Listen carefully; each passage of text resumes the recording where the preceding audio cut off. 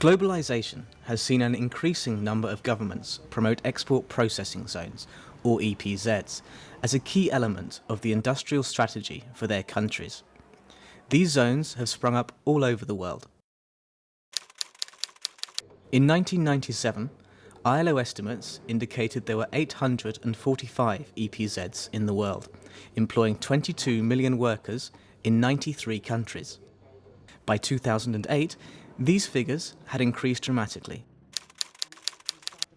The ILO estimated as many as 3,500 zones worldwide, employing at least 66 million workers in 130 countries. EPZs are industrial zones which offer generous economic and social incentives to attract foreign investors, in which imported materials undergo some degree of processing before being exported again. EPZs take many forms, like free trade zones, special economic zones, bonded warehouses, free ports, and maculadoras. The bulk of the workers employed in these zones are young women, often migrants and generally poor. Governments create these EPZs with the hope of increasing foreign direct investment, creating jobs, and generating foreign exchange. However, instead of creating decent work, these zones have become ghettos of poor working conditions where workers' rights are regularly violated. Ce sont des conditions très pénibles. Bajo salario, situaciones precarias. Low cost, low salary. Dans la zone franche, nous rencontrons ça, nous travaillons dur et notre salaire est maigre. Contracts are often precarious, working hours are long, wages are low, and the zones are either exempt of labour laws or these laws are hardly applied.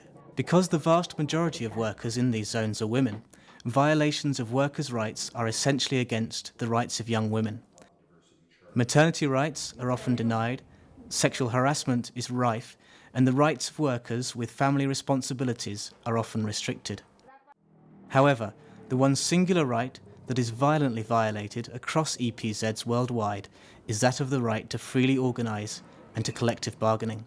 We strongly believe that the only way is to improve the condition is the organised trade unions. Therefore, we have to, fight for the freedom of association, and although legally they are allowed to have trade unions in the free trade zone, but practically they are prevented.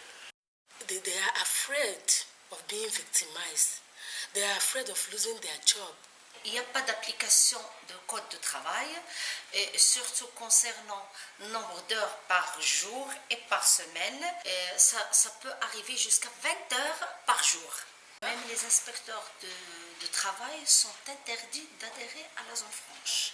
A diario estamos denunciando las constantes violaciones por las condiciones precarias a las que son sometidas las mujeres trabajadoras de la zona franca.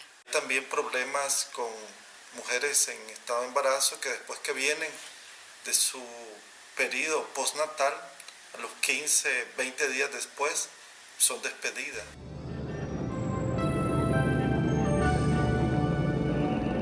Despite this sombre situation, trade unions, often led by women workers, have developed different strategies to organise workers and defend their rights.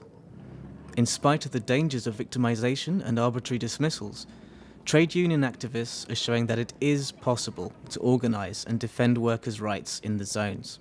With the support of international solidarity, we were able to organise unions in the free trade zone. It's while we are organising workers, so we make a complaint to ILO, and we make complaint mechanism of OECD guidelines, and then we use the complaint mechanism of GSP plus and the US GSP. So various international mechanisms we are using in order to pressurize the government to allow workers to join unions in the free trade zone. Les syndicats officiellement fait une mobilisation des travailleurs pour riposter aux atteintes aux libertés syndicales et pour alerter aussi l'opinion publique. Hacer difusión de hojas volantes, haciéndoles el llamado a los trabajadores a organizarse, o trasladándonos nosotros a lugares cercanos donde al trabajador se le pueda hacer fácil adecuar nuestro horario al horario de los trabajadores también. Mi sindicato Estitas tiene pues un departamento jurídico donde contamos con un equipo de abogados que brindan no solamente asesoría en derecho laboral, sino también en derecho de familia.